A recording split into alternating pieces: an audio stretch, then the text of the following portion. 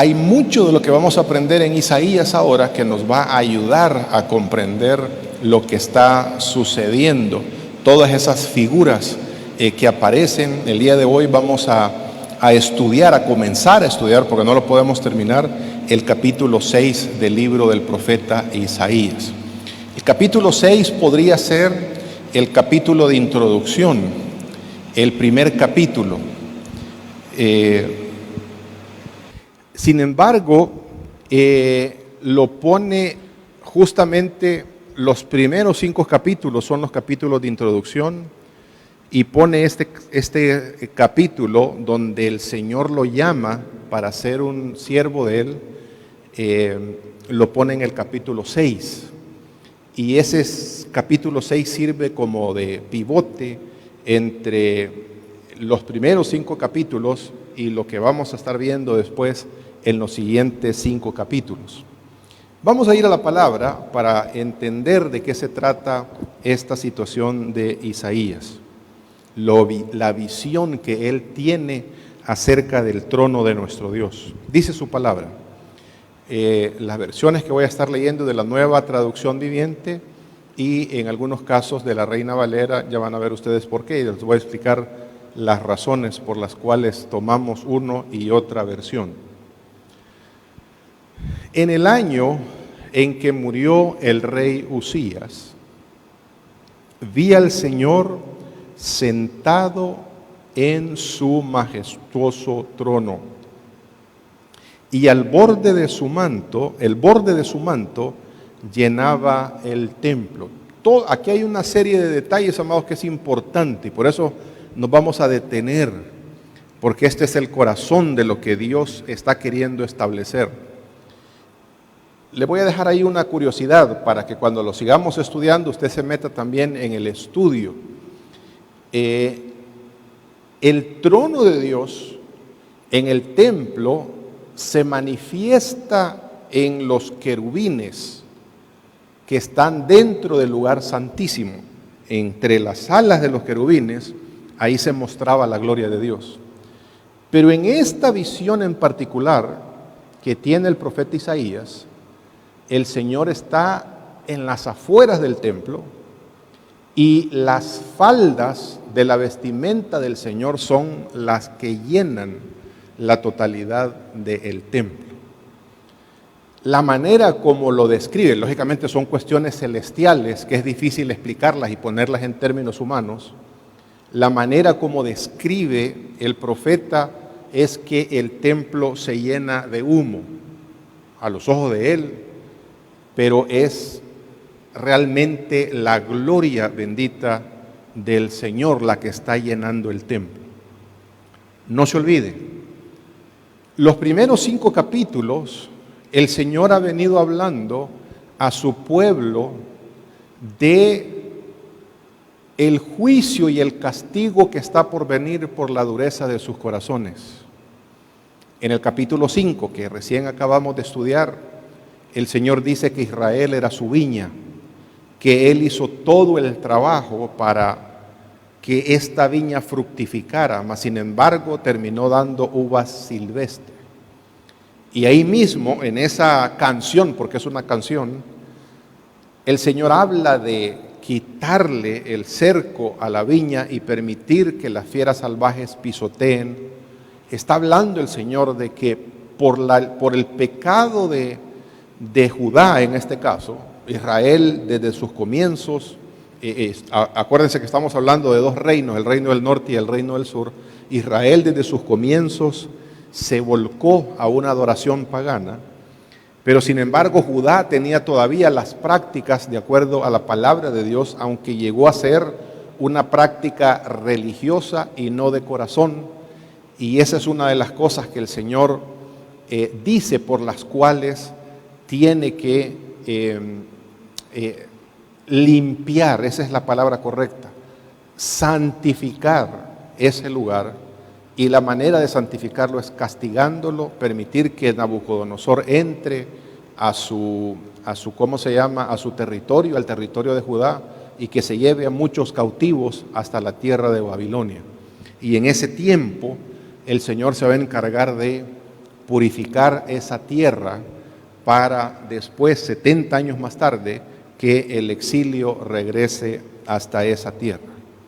Y por eso ve usted que el Señor no se manifiesta en el lugar santísimo, sino que se manifiesta en ese trono alto y sublime, como dice la Reina Valera, y sus faldas son las que llenan el templo. Pero si sus faldas llenan el templo, entonces Él está por encima, su trono está por encima del templo, no está Dios dentro del templo.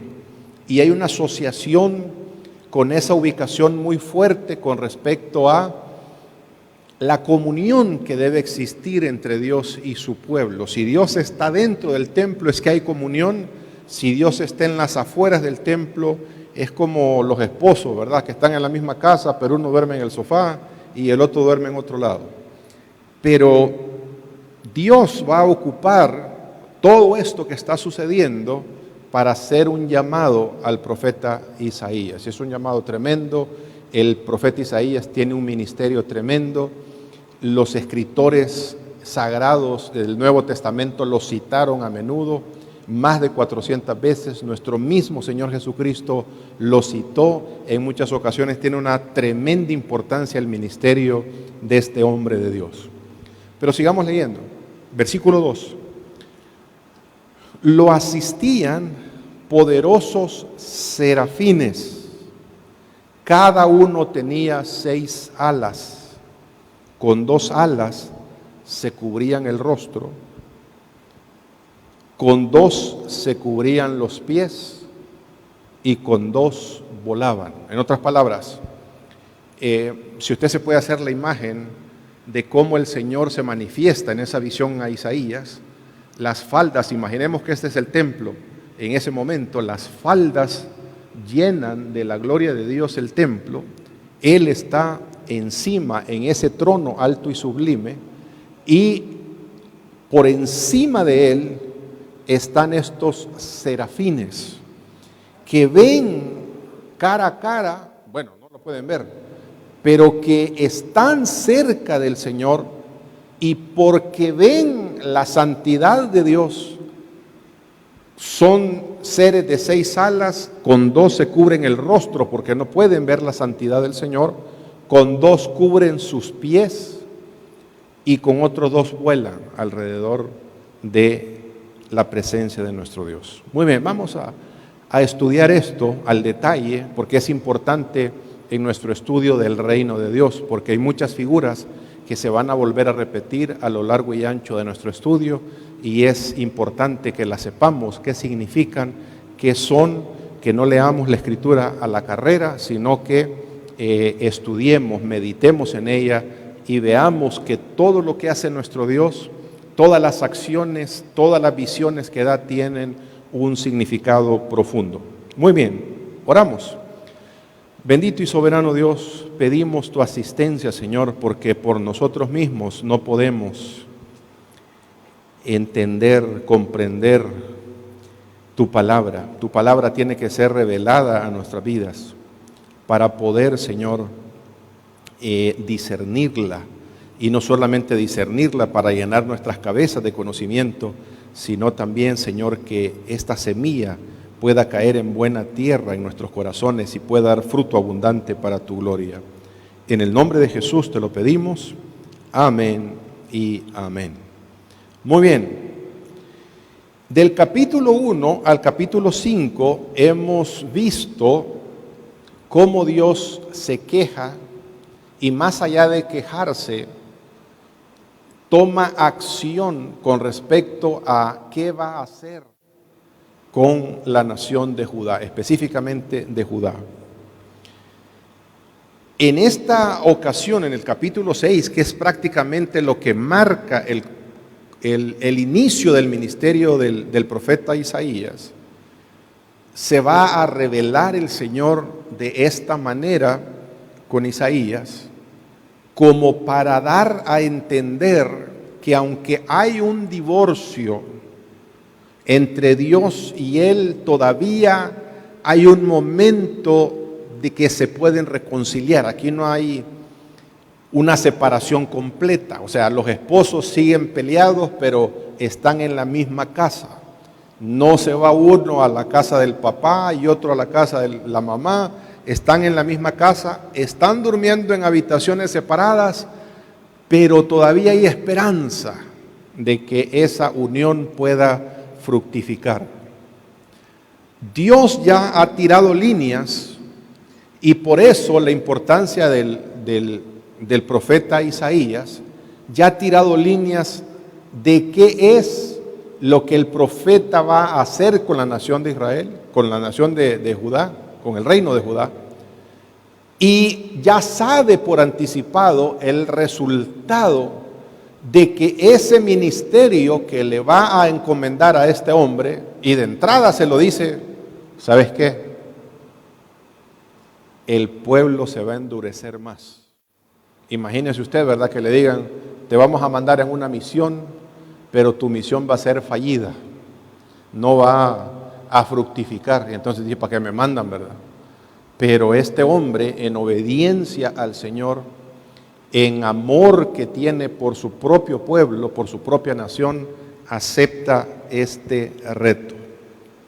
Ahora, definitivamente el castigo de Dios para la nación es inminente.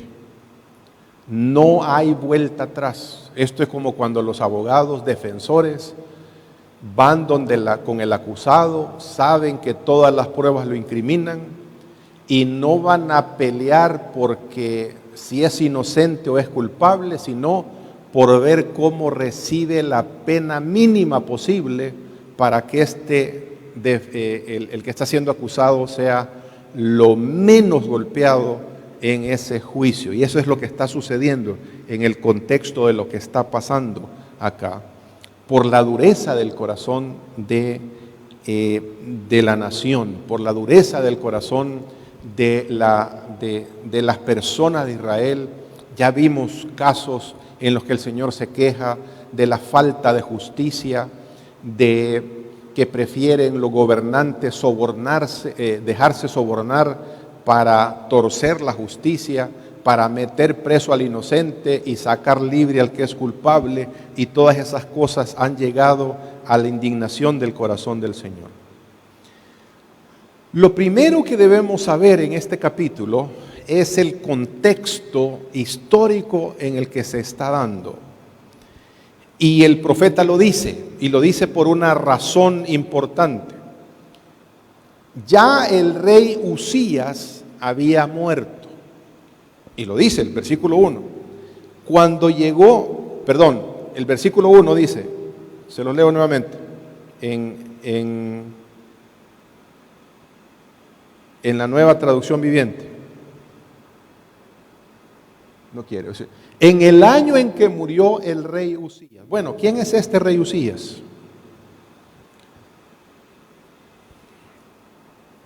Déjeme sintetizarle, porque no es el objeto del capítulo hablar de esto.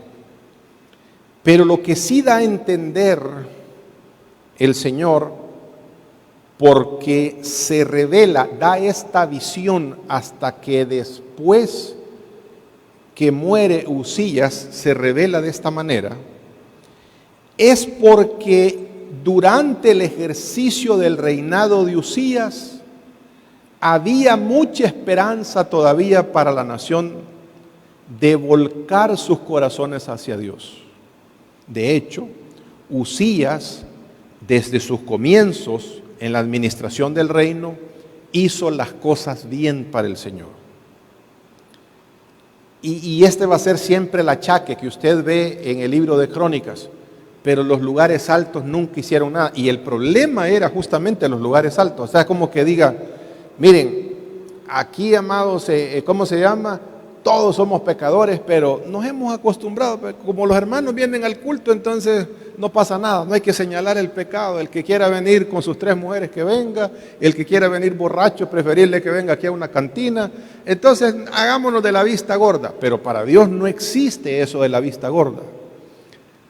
Con Usías había la esperanza todavía de que la nación de Israel, o mejor dicho, el reino de Judá, porque es un rey de Judá, recapacite, reflexione, se arrepientan y vuelvan su corazón al Señor. El problema es el siguiente, que Dios bendice como nunca a otro rey, y casi lo vamos a dimensionar como al estilo de Salomón, a este rey, al rey Usías. Lo bendice tanto que en la administración de él usted va a encontrar ingenieros, por ejemplo, que hacen grandes inventos.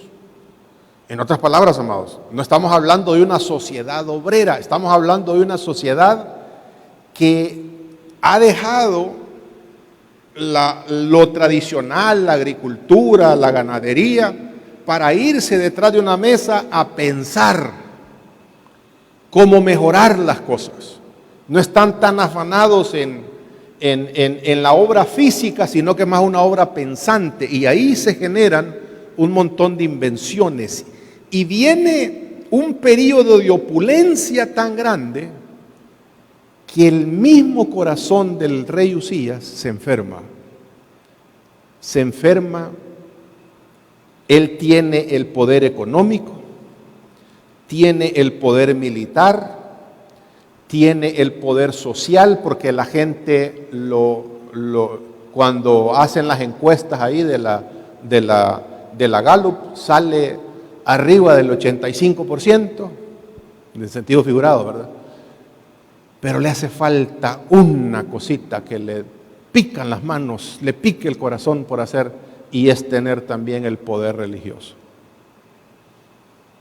En uno de esos días se le ocurre entrar al templo, a él como rey, para venir a quemar incienso. Mire, leo para que vea lo que estamos hablando, que es Biblia. Segunda de Crónicas, capítulo 26, versículo 16. Pero cuando llegó a ser poderoso, Usías también se volvió orgulloso, lo cual resultó en su ruina. Nunca se le olvide la realidad de este rey Usías, amados. Mire, no hay razón para que cuando el Señor lo esté bendiciendo a uno,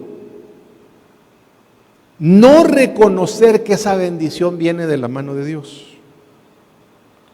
Hay cristianos que cuando son necesitados pasan en la iglesia, le sirven al Señor, están ahí pendientes de sus servicios, de sus reuniones en casa, de que sus niños vengan a escuela dominical. Tan pronto el Señor los empieza a prosperar poquito, ya solo son playas, ya solo son que las hijas de ahí son muy duras, y a renegar de, uy, amado, cuando esas cosas pasan,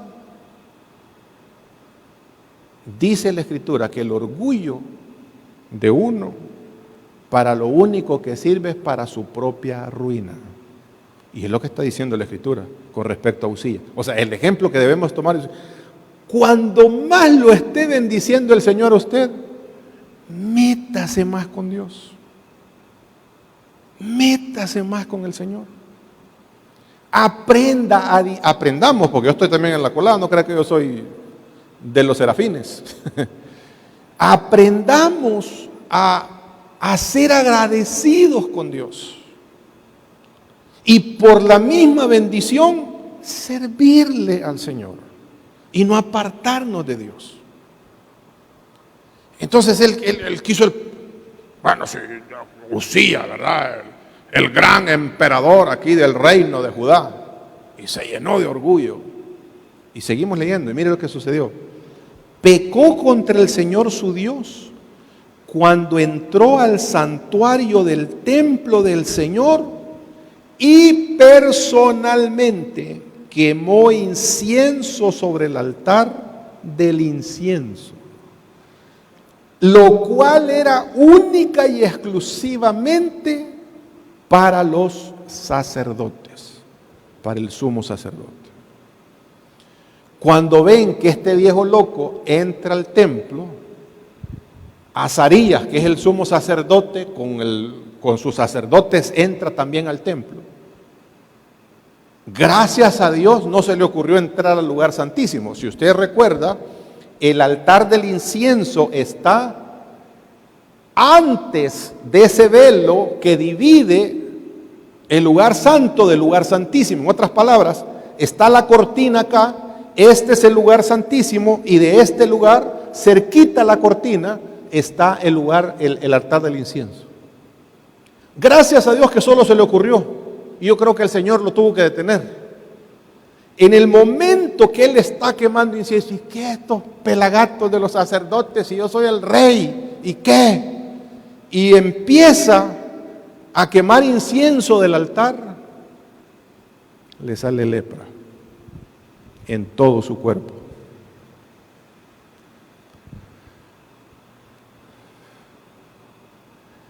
Y los sacerdotes, amados, Azarías, el sumo sacerdote, les tuvo que decir: ¿y qué le pasa? Si esta cosa no es un juego. Aquí no es que porque usted tiene pisto ahora es pastor, solo porque se la pica de que, ¿cómo se llama?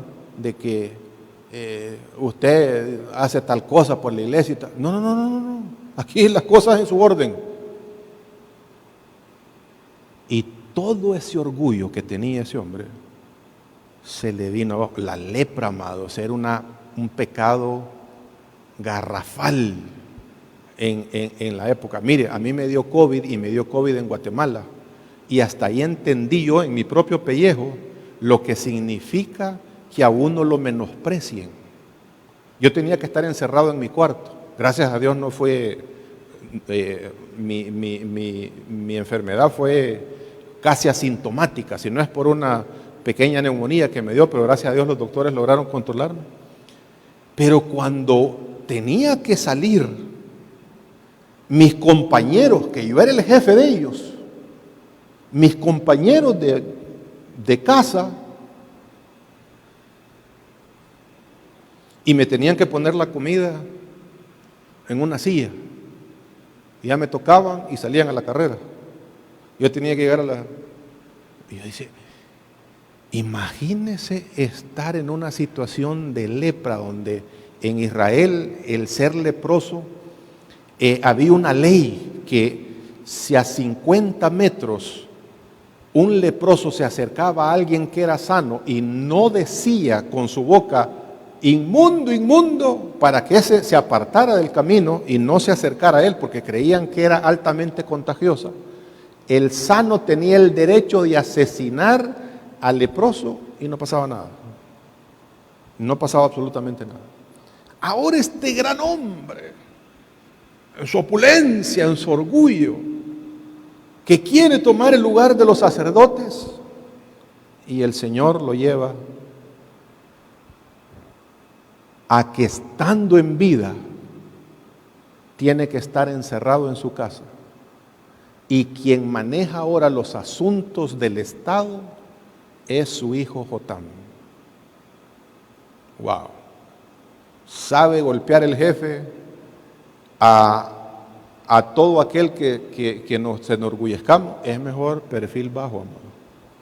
Como dicen los ticos, calladito es más bonito. Ah, no, usted, es que solo, mire, la manera más fácil de bajarse del caballo del orgullo es dimensionarse de quién es uno, amado. Si la misma tierra es un grano de arena en esta inmensidad de galaxias, no digamos de planetas, somos insignificantes. David decía: ¿y qué es el hombre para que te acuerdes de él? Hay que dimensionar, poner a Dios en la dimensión que le pertenece.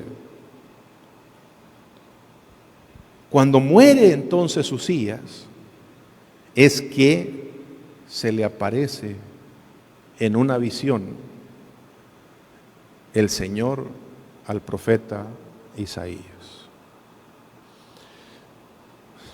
Hay algo que es importante decirlo, no lo podemos encontrar en la Biblia, Pero ¿por qué el Señor espera a que muera Usías para revelarse así, de esa manera, al profeta? Una de las cosas que sabemos es que Isaías es un profeta pagado por la corona de Judá. Muy probablemente, y eso lo dicen los rabinos y los estudiosos, no lo sabemos en la Escritura, no hay un pasaje que diga, él había sido, o era, mejor dicho, hermano del rey anterior. Entonces había nacido en la nobleza. Y ahora Usías, que es medio pariente de él, porque están en la misma línea genealógica,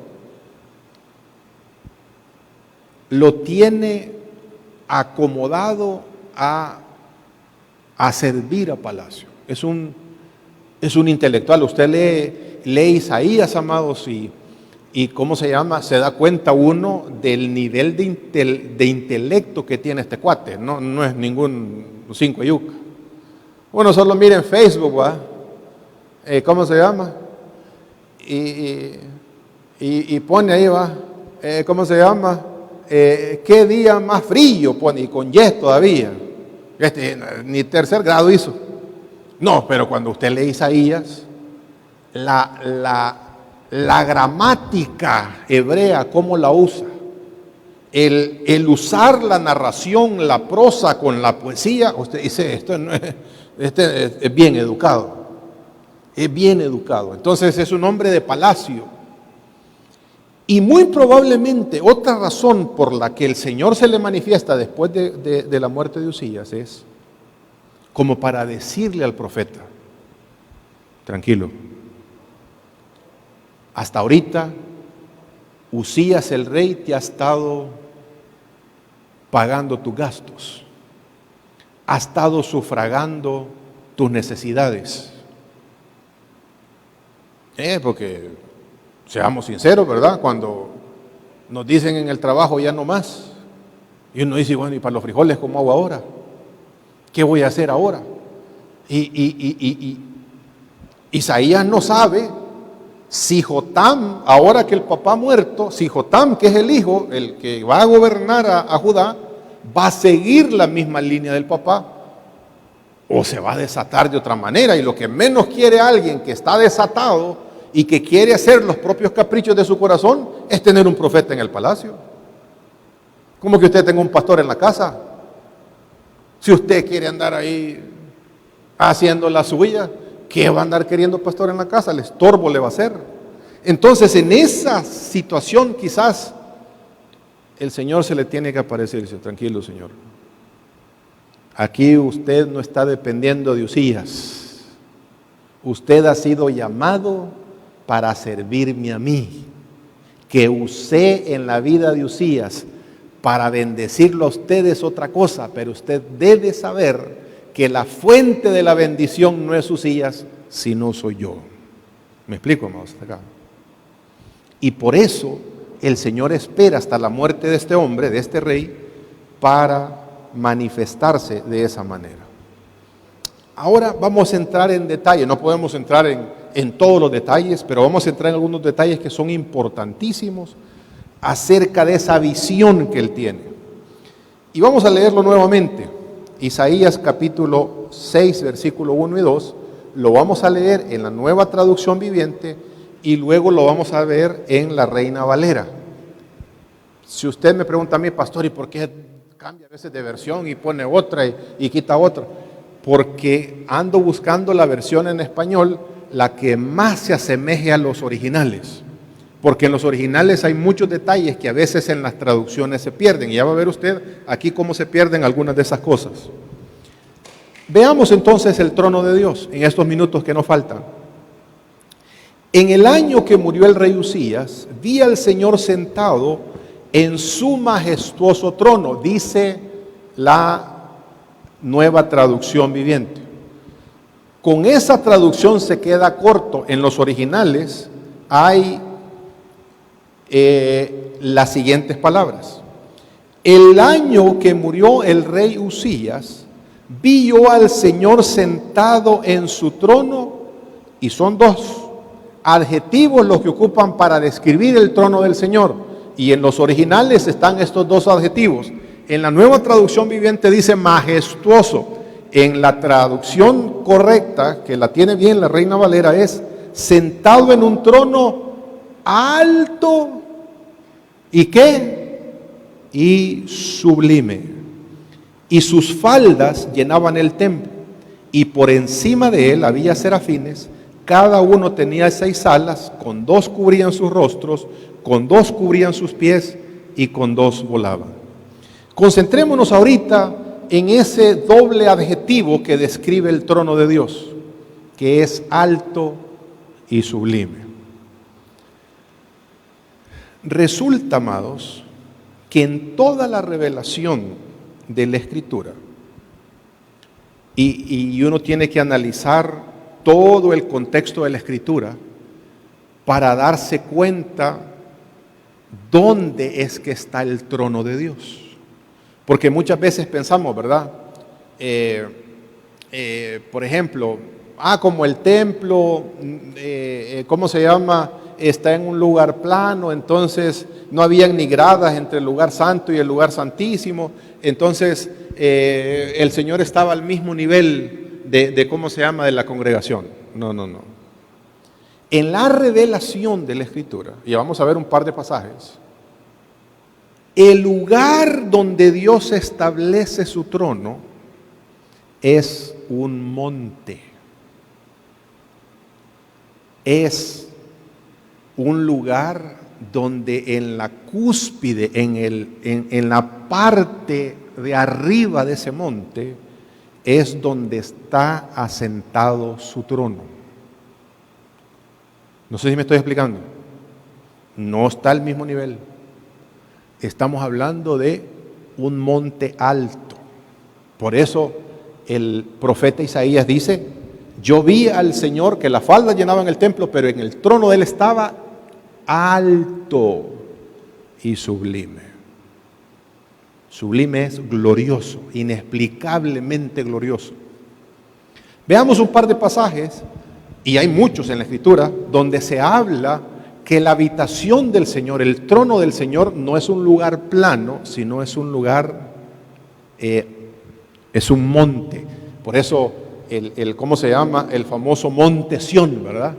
Monte Sión es donde está la presencia gloriosa del Señor. Vamos a Ezequiel, capítulo 28, siempre en la Reina Valera, versículo 14. Y este es un pasaje particular que nos va a ayudar a entender la rebelión que se dio por Satanás, que esto es lo que está describiendo. Está hablando de un rey humano, pero por detrás de ese rey humano está la figura de Satanás. Y dice lo siguiente el Señor en Ezequiel: tú, querubín grande, y le está hablando a Satanás, protector, yo te puse en el santo monte de Dios. Porque Dios habita en la cúspide de ese monte. En la cúspide. Y lo que habla también es que el Señor tiene una jerarquía. ¿Por qué se pone en ese lugar la presencia del Señor? Porque debajo de Él también hay niveles jerárquicos. Y ya vamos a ver, porque aquí en los detalles hay mucha bendición. Pero leamos otro texto. Isaías capítulo 14, versículos 12 al 14. Está hablando siempre, Ezequiel 28, Isaías 14 están hablando del mismo evento en la figura de 2 reyes diferentes. ¿Cómo caíste del cielo, oh lucero, hijo de la mañana? Le está hablando Dios a Satanás. Cortado fuiste por tierra, tú que debilitabas a las naciones, tú que decías en tu corazón: subiré al cielo, en lo alto, junto a las estrellas de Dios, levantaré mi trono y en el monte del testimonio me sentaré a los lados del norte. Ahora usted está comprendiendo que la manifestación gloriosa de Dios está en una cúspide, en un monte. Hagamos memoria de lo que hemos aprendido el día domingo. La rebelión que hemos estudiado hasta ahora habla de que los hijos de Dios en el Antiguo Testamento se rebelaron en contra de Dios, Él los asignó a las naciones y ellos mismos reclamaron gloria para ellos. ¿Cómo son los templos, las pirámides que sirven de templo y que están segregados a lo ancho y largo del planeta? Estuvimos viendo un domingo de estos que hay en la China, en Venezuela, en México, en Guatemala, nosotros aquí en la región del Tazomar, siempre tienen la misma estructura piramidal. ¿Quién le enseñó al hombre esa estructura? Los hijos de Dios que cayeron y que quisieron emular, imitar ese monte donde ellos se manifestaban en la cúspide. Aquí ya no estaba Dios en el Monte Santo, sino que estaban en los templos hechos por hombres y que su manifestación, esa manifestación demoníaca, porque eran seres espirituales que habían sido creados para bien, pero que se habían rebelado en contra de Dios y se rebelaron. Y todos son templos de adoración, donde hacían sacrificios humanos, donde hacían sacrificios de animales, porque así lo exigía la deidad que los pueblos paganos adoraban. Es en un monte. Le voy a adelantar un poquito. Cuando veamos la caída del hombre y de Satanás, porque ocurren en el mismo evento, el Señor establece su huerto entre el río Éufrates y toda la descripción que aparece ahí en Génesis. Nosotros pensamos que ese huerto es plano, como un jardín. Lo divisamos como que si fuera un jardín y aparecen hasta en las fotos ahí que es un jardín. No. El huerto del Edén, que es, si usted lo quiere ver así, la casa de Dios, también es un monte alto. Ahora usted también está comprendiendo por qué cuando Salomón se casa con ese montón de doñas por todos lados para hacer alianzas, la adoración que se demandaba por esos dioses falsos eran en los lugares altos, porque estos son igualados. Creen que se merecen la adoración que solamente le pertenece a Dios. ¿Estamos, amados? Entonces, en ese monte santo, ahí es donde está el trono de Dios, alto y sublime, inalcanzable, que no se le puede tocar, que no es que subamos al monte y vamos a estar ahí en su presencia, en su manifestación, así como está Él, solamente está Él en su trono de gloria. ¿Estamos hasta acá? Muy bien, tenemos 5 minutos más. Hablemos un poquito de los serafines, que esto es importante. Isaías 6:2 dice que por encima de él habían serafines, cada uno tenía 6 alas, 2 cubrían sus rostros, 2 sus pies y con 2 volaban. ¿Qué son esos serafines? Resulta que la palabra en original que dice serafín, y para los traductores debió haber sido difícil traducir la palabra porque la dejaron en el original, no quisieron traducirla. Realmente lo que significa es lo siguiente. Mire, esta es la Reina Valera, este es el programa nuestro, Logos. La Reina Valera, en toda la interpretación de la palabra, en toda la traducción de la palabra, usa la traducción como ardiente, cuando encuentra esa palabra serafín, ardiente. En 2 ocasiones nada más usa la palabra serafín, adivine dónde, en este capítulo 6, que aparecen 2 veces. Serafines cuando son descritos y cuando toman del fuego del altar del Señor y queman los labios del profeta. Ahí está serafín. Pero miren las otras descripciones: víbora de fuego y forma de serpiente ardiente. Yo me imagino que cuando quisieron traducir esta palabra y dijeron, es que son serpientes con alas. ¿Y cómo le explicamos nosotros a los hermanos que son serpientes con alas las que están volando alrededor del Señor? Pues eso es lo que son, serpientes con alas. Y ahora también va a entender usted por qué en muchos de los templos hechos para las deidades paganas hay serpientes con alas, como cuidando, como vigilando, como que son los guardaespaldas de ese templo. Lea o ve en internet las figuras de los ¿cómo se llama? De las pirámides estas, que son templos, y va a ver ¿cómo se llama? La famosa en alguno de ellos. Ahora, para terminar todavía con el punto, amados, la palabra serafín solamente en Isaías 6:2 y en Isaías 6:6 es donde se traduce como serafín. Todo lo demás es ardiente, forma de serpiente ardiente y víbora de fuego. Ahora, vea lo siguiente. Pastor, me acaba de arruinar mi niñez, porque mi mamá me decía serafín. No sabía que lo que me quería decir era serpiente. Pues una serpiente. Ahora, en nuestra condición, la palabra serpiente, que somos una generación caída, nos parece rarísimo. Pero en la concepción de la gloria de Dios, es de lo más normal. ¿Por qué de lo más normal? Porque véalo de esta manera. ¿Qué dicen estos serafines, estas serpientes voladoras?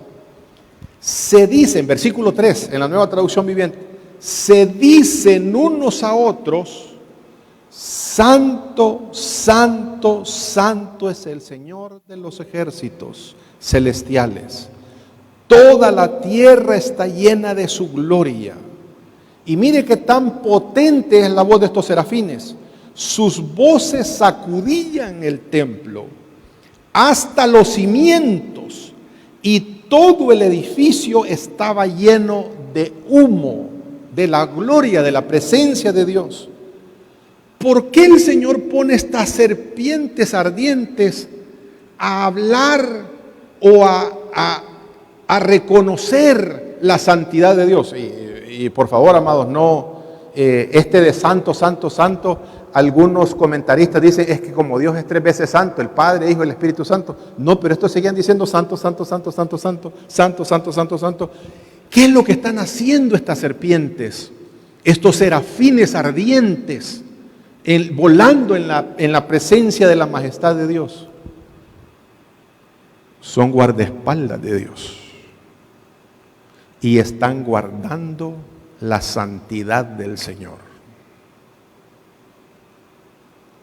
Usted no va a poner ahí de guardaespaldas a un chihuahua, ¿o sí? Si quiere usted que le cuiden algo, el taller, la casa, para que no le roben los mangos o lo que fuera, va a poner un Doberman por lo menos. Y algunos exagerados hasta ponen un su pitbull. ¿Me explico? Por eso los guardaespaldas de la santidad de nuestro Dios son serpientes ardientes, que hablan de que el Señor no puede tocar la inmundicia. El Señor no puede tolerar el pecado. Amados, para Dios el pecado, nosotros lo suavizamos, ¿verdad? ¿Cómo se llama el tema del pecado? No, una canita al aire. Para Dios no es canita al aire. Para Dios es pecado en la dimensión de fallo que lo tenemos. Por eso, amados, aquellos que creen que la salvación se tiene que ganar, se comparan con con el resto de la gente. Si el problema es pasar el examen en ese nivel de santidad con el Señor, ¿quién se saca 100 en ese examen? Nadie, por sus propios méritos, por lo que pensamos, por lo que decimos, por lo que hacemos, por lo que dejamos de hacer.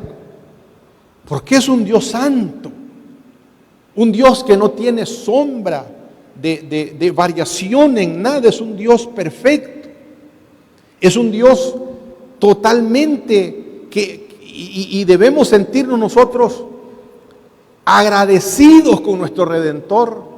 El hecho de que, a pesar de que es un Dios santo, nosotros tenemos acceso a su presencia, no por nuestros méritos, sino por los méritos del Señor Jesús. Por eso dice la Escritura en Hebreos: entremos con confianza al trono de Dios. Y ahora usted va a entender por qué Satanás, que no se llamaba Satanás en ese entonces, cuando se manifiesta en el huerto del Edén, aparece como una ¿qué? Serpiente. Y para la pareja, no dijo Eva, ¿verdad? Uy, ¿y qué hago hablando con esta culebra? No, para ellos era de lo más normal el vivir la dimensión de la gloria de Dios. Es más, si usted lee detenidamente Génesis capítulo 3, se va a dar cuenta que dice la Escritura que en el huerto del Edén el Señor caminaba. Porque en todas esas películas aparece Dios hablando a lo lejos. Pero no, dice, es más, el hombre ya había pecado. Un día dice, con la tarde, con la brisa de la tarde, el Señor sale a caminar en el huerto. ¿Quién es ese Dios que camina en la esfera humana? Nuestro Redentor, nuestro Señor Jesucristo. La manifestación en carne, la manifestación visible de nuestro Dios en esta esfera es nuestro Señor Jesucristo. En Él habita la plenitud de la sustancia eterna de nuestro Dios. Y hablan de la santidad de Dios. Amados, ¿cómo creen ustedes que se sentía el profeta? El profeta era un hombre consagrado. El profeta era un hombre que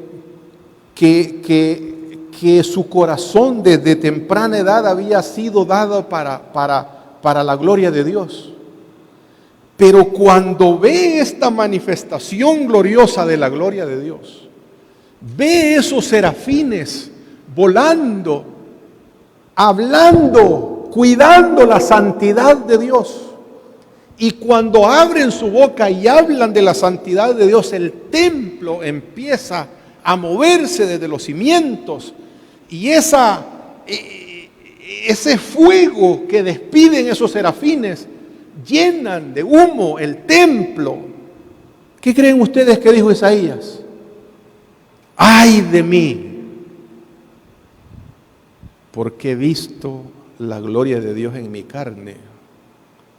En otras palabras, me morí, porque no hay manera de ver la gloria de Dios en nuestra carne y vivir. ¡Ay de mí!, dice el profeta, porque soy de labios inmundos, en medio de gente, de un pueblo que también tiene labios inmundos. ¡Ay de mí!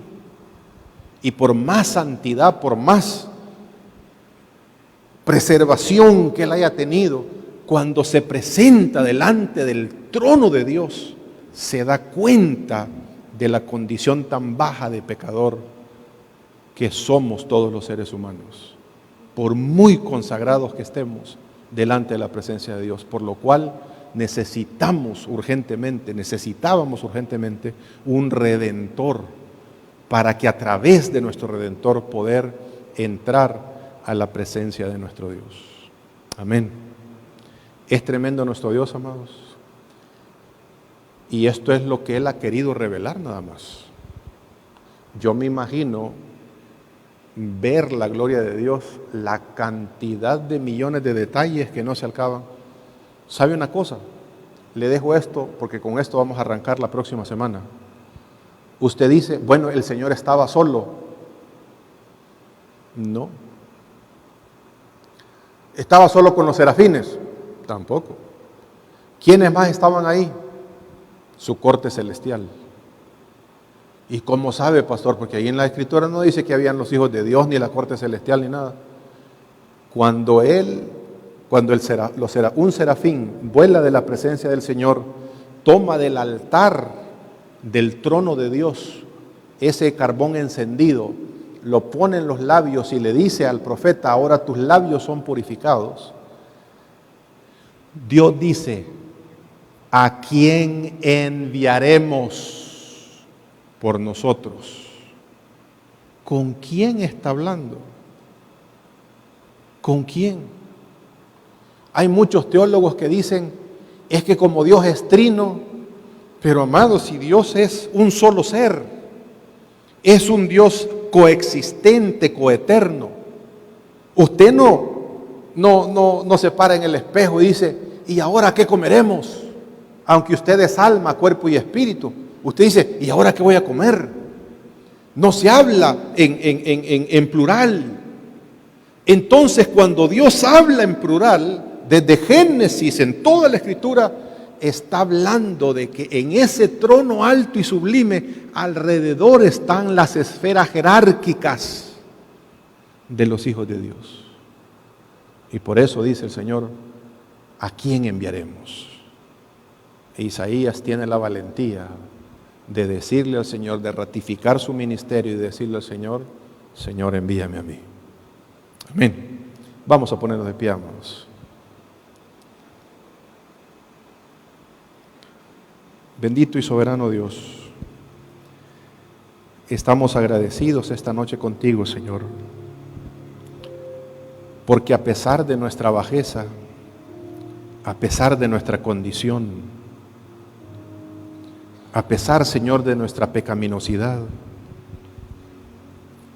a pesar de estar en nuestras carnes, Señor, podemos tener acceso a ese Dios sublime.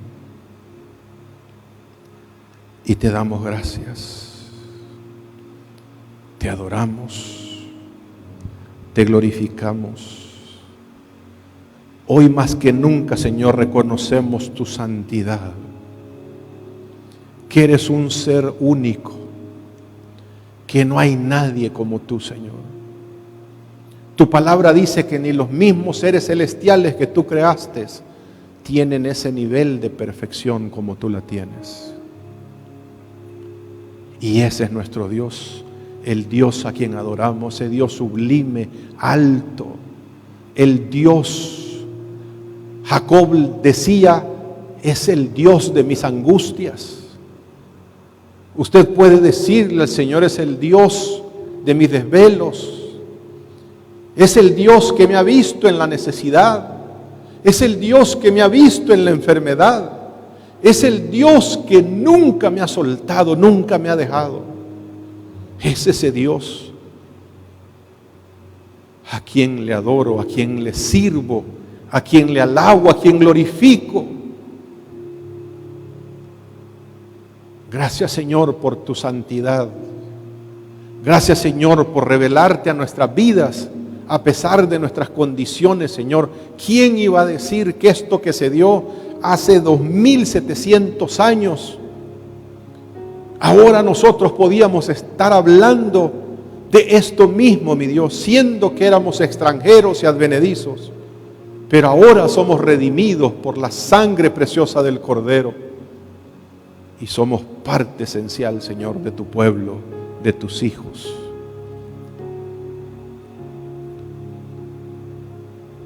Gracias, mi Dios, por esa grandeza. Gracias, mi Dios, porque eres todopoderoso. Gracias, Señor, porque eres un Dios santo.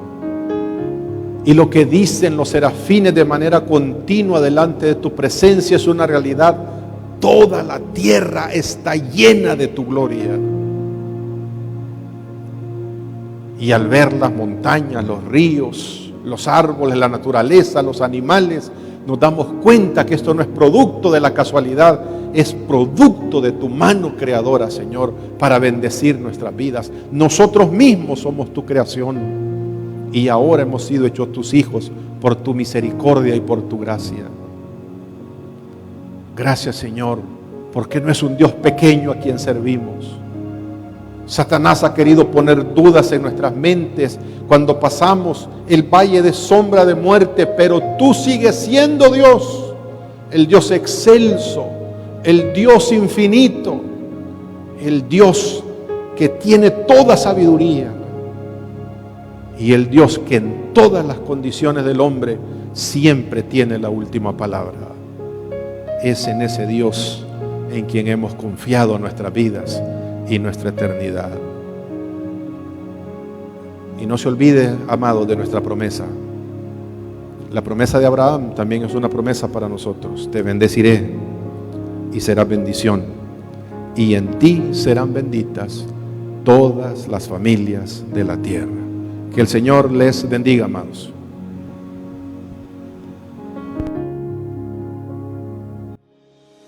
Este tiempo de reflexión ha concluido y su propósito es enseñarnos a vivir una vida disciplinada y exitosa, pero sobre todo que conozcas a quien te creó, te cuida y te ama a tal punto que fue capaz de dar su vida por ti.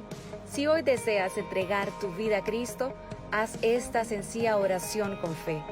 Padre Celestial, me arrepiento de mis pecados y de vivir lejos de ti. Ven a mi vida, te la entrego sin reservas.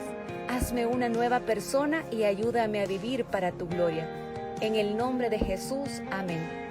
Si has hecho tuya esta oración o quieres más información acerca de tu decisión, escríbenos a info@puertadesperanza.org.sb. Será un gusto saber de ti.